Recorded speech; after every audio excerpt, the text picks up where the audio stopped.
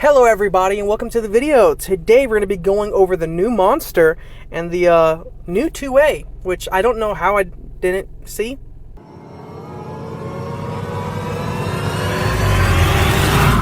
So in case you guys are like me and you just haven't been paying attention, apparently we were getting a new 2A, and I didn't realize until I was logging onto the game today and I saw like a little picture pop up.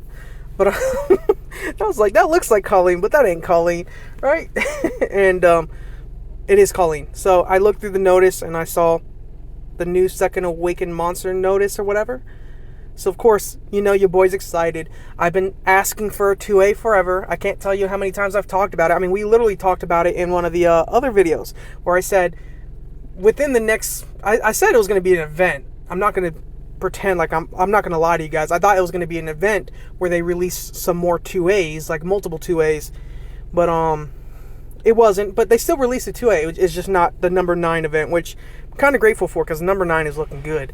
But let's first go over the 2A monster, then we'll go over the Draken Warrior. I've seen a glimpse of the Draken Warrior. He looks dope, but I wanted to get my reaction to his skills on camera, so I didn't go too much into him. Heck, I didn't even go too much into this at all. So let's take a look.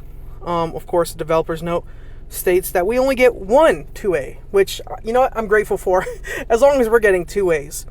An interesting thing about this 2A, and this is kind of what we were talking about the other day, is that if you want to know what 2As that they're going to do next, look at one of two things. One, it's either the theme that they follow, or whether or not these monsters were useful at any point in time within Summoner's War. Because it's just like, if you were to sit here and kind of go through all the 2As, you'll find at least one of the members of these families having had been useful, right? Like Rayok was a pretty useful monster back in the day, way before his 2A. Bella Dion was pretty much like a staple unit in beginner Giants teams. Ramahan was a unit people messed with. I can't remember anything about Crow, but it's just like you go through a lot of these monster families or whatever, and you find that there have been, again, some of these monsters that were big in the scene back in the day. But of course, as time goes on, they become less and less relevant, and we just don't use them anymore. I mean, one unit that I could think of, back in the day, you used to build Mav, the Wind Penguin Knight, and now it's just like you don't build him at all, really. I mean, you can, but it's just like there's no point. I mean, he's just not as good as he was back in the day. There's just far more useful units. Same thing with a Beretta. But, you know, that's what the point of 2As are. It's supposed to get these units that were once super great units and kind of give them a little bit of a revamp. I believe that's the purpose. And of course, it seems like they've done it again, because the Harpoos did have some pretty big members of its family. Colleen, obviously, being the biggest one. I mean, that's who you're going to think of. I mean, Colleen is really, really big. You would use her in Rift Raid, Necropolis. I'm sure you could use her in other places, but those are just two places off the rip that I think of. So I'm very curious to see what her 2A looks like. But she fits both criteria. I mean, once useful, once really big. I mean, she's still useful now, but that, and she fits a theme. She's like the half human, half beast type thing. So, of course, she's going to probably be added to where the werewolves and martial cats are. But let's take a look at this. First, take a look at the image of the new 2A monster, of course. Wow. I can't say anything, because then I'm gonna look like a creep. So, oh my god, I can't wait. So, I need to get on that LD account tonight, dude, because I've been slacking off everywhere, and that's my fault. But we use this Harpoo on the LD only account for Necropolis. It's not good, but hoping her 2A makes her far better for Necropolis. But as you can see, the next monster to join the 2A family is Harpoos. Unlike her original look, we tried to bring out more charisma and a regal presence. 2A Harpoos will be available as a third member of the Dimension Lumel. So, werewolves, martial cats. As you know, 2A not only enhances the monster's looks, but it's also its skills. In this note, we will give you a sneak peek of the skill set of one of the 5 attributes. On top of that, we also get increased stats. So, they're going to show us the Dark Harpu, which is perfect because it's going to tell me whether or not my Necropolis team is going to be perfect on my LD account. So, of course, before Awakening, we can go over the skills real quick. First skill, performs a Ruthless combo, kicking the enemy 2 times. Each attack has a 50% chance to decrease the enemy's attack power for 2 turns. Awesome. For most 2As, I know they only improve like 2 of the 3 skills, if they have any. But if they have that many skills. But skill 2 is called Deadly Dart. It throws sharp feathers to attack the enemy 3 times and prevents them from recovering their HP for 2 turns. Disturb HP recovery. This can be very useful in places like Steel Fortress. Not Punishes, really. I mean, Necropolis, this is very useful. Believe it or not, some of us, like, we kind of feel like we're bursting through Necropolis, and when we're fighting the boss, it feels like we do so much damage that you're not really noticing the healing. But trust me, I've experienced faster runs when you can get Lauren to land her Disturb HP recovery. So, that skill 2 is going to be really big. And then finally, oh, by the way, the cool time is 3 turns for that second skill. Third skill is calls out some violent friends that gang up on one enemy to attack 4 times and weakens the defense for 2 turns with a 30% chance for each attack every 3 turns. This is why I have her, by the way, on my Necropolis team. I mean, all of her skills are multi-hits, and second skill is very useful, third skill is useful, first skill is useful. All of her skills are useful for Necropolis. Defense breaks, attack breaks, Disturb HP recovery. It's perfect. Now her 2A, which looks phenomenal. It looks nice, dude. It looks really nice. Her first skill stays the same, but her second skill changes, where instead of just having the normal Disturb HP recovery, which now it states there's a 100% chance instead of just flat out saying it prevents it, it shows that each hit has a 30% chance to remove 1 beneficial effect, which this is actually going to be pretty useful. Because I'm thinking of Colleen, because Colleen shares this same skill too. So if you were to use Colleen, like, you could use Colleen in like Steel Fortress now, because her skill 2 can remove stuff.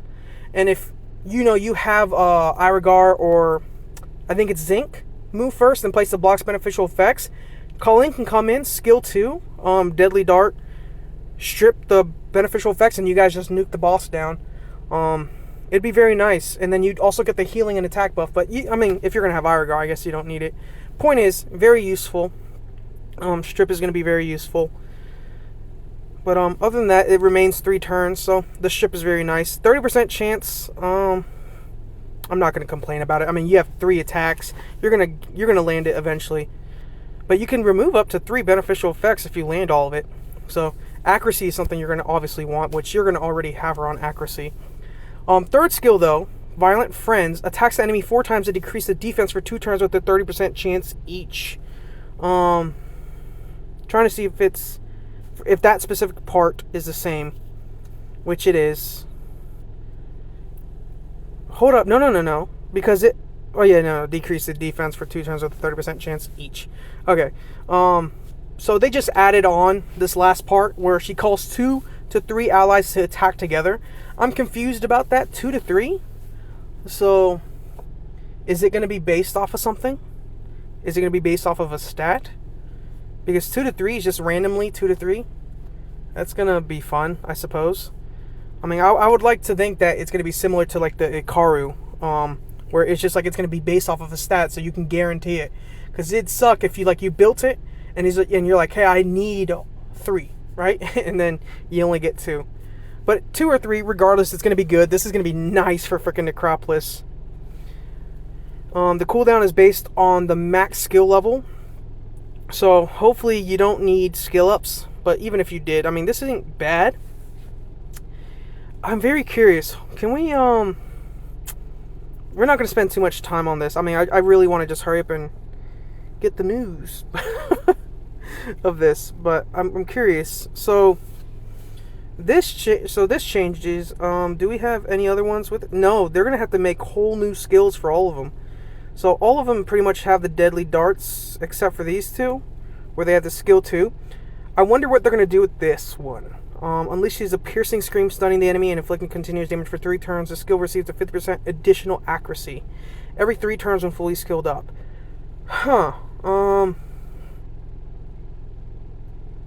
they will probably have it be a strip as well. They're either making it AoE or they're gonna have it be a strip, unless they add an effect in which having more dots on the enemy gives you an increased maybe attack bar, or maybe landing something stuns the enemy or something. But I would imagine maybe if it's like if you stun the enemy, you're guaranteed to inflict the continuous damage or something. I don't know. They're also gonna have to do something with the skill 3. It's probably going to be something along the lines for this one where it's like you're going to be attacking all enemies and reducing their attack bars by 40%. If you successfully reduce the enemy's attack bar to 0, you stun them for like 1 or 2 turns, I'm assuming.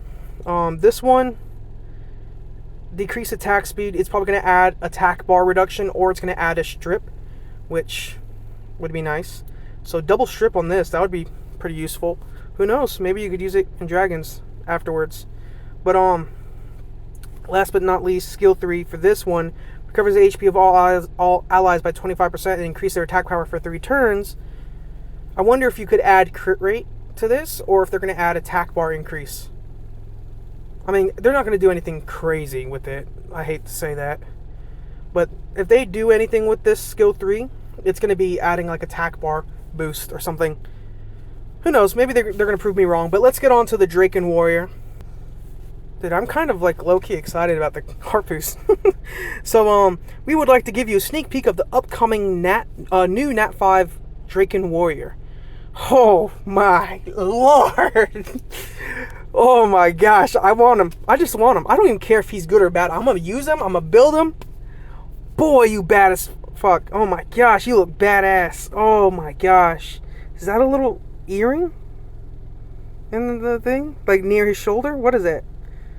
Never mind. Oh my gosh. The appearance of Draken Warrior reflects the dragon's legendary strength and bravery. Yeah! Oh. Save up your scrolls. I don't give a fuck if it's 3 days from now. Save up your scrolls. Then again, this event's going to give you so many scrolls. Just wait. Just wait till the Draken Warrior. Oh my gosh. Dude. Oh my gosh. We will now share the skill set of the Fire Draken Warrior. Of course, you gotta show the fire one. So, first skill is Continuous Slash. Attacks the enemy 2 times to decrease the defense for 2 turns with a 35% chance each. I like the skill 1.